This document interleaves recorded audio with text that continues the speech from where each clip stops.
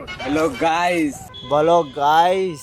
তেমা কি কথা শুনো ফির বহুদিন দেখলুম বুঝছিস, এরপরে তুই দেখবু আর মুই কইম কালকে থেকে আসিন লাগছে, পাইলে নিজের পাশা সামলাইস। সদলাক বুঝাইস নু।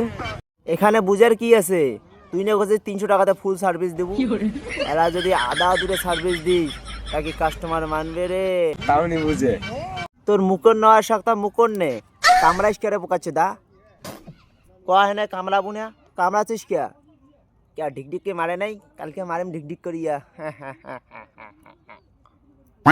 হন্ডা সাজুর বাড়ে, তারপর 52 লাখ ফির পেলা। তা তোর ভণ্ড সাধুক যা কয়া দিস, এই নাং আবার আসছে রোস্টিংত, একটা করি কুচিয়ার মতন করে চালাবে, তা আবার নবন দিয়া।